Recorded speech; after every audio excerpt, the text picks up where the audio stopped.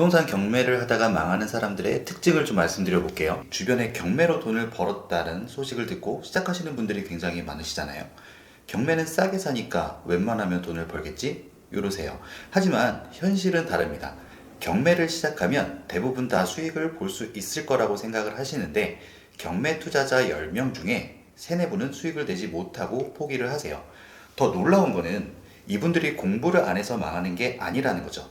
지금 이 영상을 보고 계시는 분들 중에 몇 분은 내 주변에 경매하시는 분들 보면 다 수익 냈다고 하던데 이렇게 생각하시는 분들이 있을 거예요. 나중에 기회가 되시면 그분들 낙찰 영수증이나 매도 계약서 한번 보세요. 안 보여주겠지만 2에서 40% 정도 손해를 보고 파시는 분들도 굉장히 많습니다. 경매를 시작하고 수익을 보지 못했다는 걸 알리기 힘드시니까 숨기는 것 뿐이라는 거죠. 현실은 경매를 한다고 무조건 성공하는 것은 아닙니다. 그래서 오늘은 경매로 망하는 사람들의 특징 중에 심각한 이유들을 한 가지씩 알려드려 볼게요. 경매를 시작하시는 분들이 처음 시작할 때 강의를 듣거나 유튜브 보고 따라 하시는 분들이 굉장히 많아요. 특히 강의하시는 분들, 소액 경매 권유하시는 분들이 많이 권장하는 물건이 지방 아파트나 소형 빌라 이런 것들을 많이 추천을 하는데 이게 초보자가 접근하기 굉장히 쉽거든요. 그런데 처음 시작하시는 분들은 직장인이거나 시간을 내기 어려운 분들이 많단 말이에요. 그래서 손품을 팔아서 경매 물건을 찾고 권리 분석하는 건 강의로 들었어요. 수익 분석까지 검토를 받아서 괜찮다고 입찰해 봐야지 적정 가격까지 잡아주겠다고 하니까 말만 들으면 수익이 날 것 같다 라고 하세요. 그런데 물건 하나하나 다 임장 가면서 검토하면 지치기 십상이고요. 시간 뺏기는 경우가 굉장히 많으니까 수익 분석만 믿고 입찰했다가 나중에 보니 뭔가 문제가 생긴다라는 말이에요. 인수를 해야 되거나 임차인이 안 나간다거나 부대 비용이 더 든다거나 경매를 처음 시작하시는 분들 중에 가장 위험한 부분, 망하는 첫 번째 이유가 바로 임장을 하지 않는 경매라는 겁니다. 전 영상에서도 간단하게 말씀은 드렸지만 임장을 통해서 충분히 사전에 준비를 하고 방어할 수 있는 부분을 공부로만 배우는 수익 분석으로서는 절대 잡아낼 수 없는 부분이 있다는 거예요. 부동산은 현장에 답이 있다라는 말이 있잖아요. 전문가라면 어떤 문제가 생길지 사전에 좀 감안해서 수익 분석을 해서 짤 수 있겠지만 초보자분들은 이게 안 돼요. 자, 하나씩 보시자고요.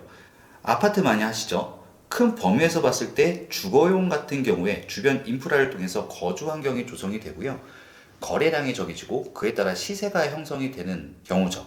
기본적으로 교통이나 학군, 주변 상권에 유동이 어디 쪽이 많이 활성화가 돼 있고 거주자분들이 어떤 이유에서 이 아파트 단지나 주택을 선호하는지는 아셔야죠. 그래야 장기 투자인지 단기 투자인지를 판단하는 척도를 만들어낼 수 있습니다. 자, 그래서 괜찮다 치자고요. 적어도 집에 누가 사는지 정도는 확인을 해보셔야 돼요.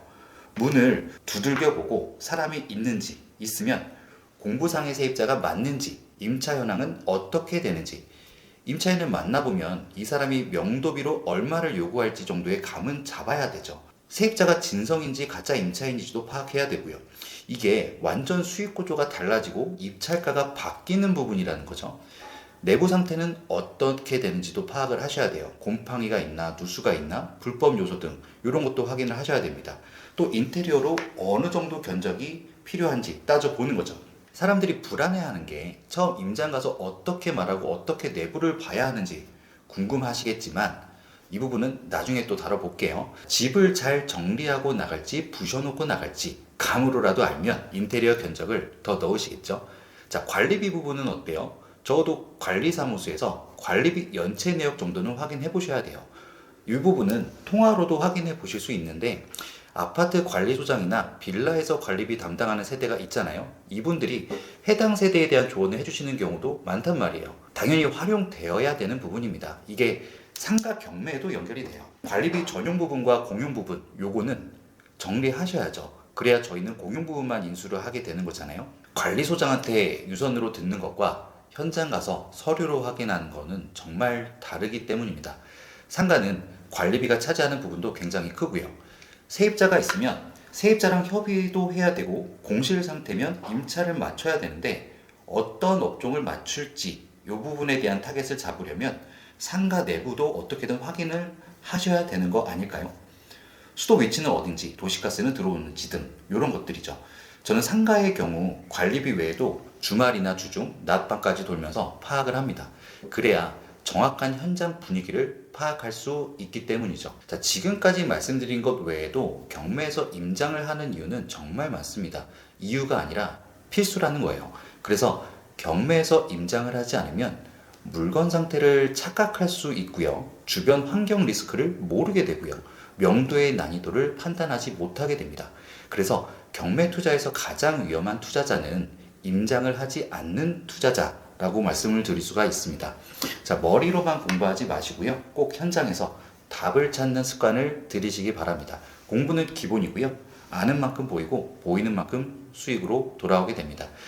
다음 영상에서는 또 다른 망하는 이유, 어떻게 해야 하는지 계속 좋은 영상으로 알려드리도록 하겠습니다.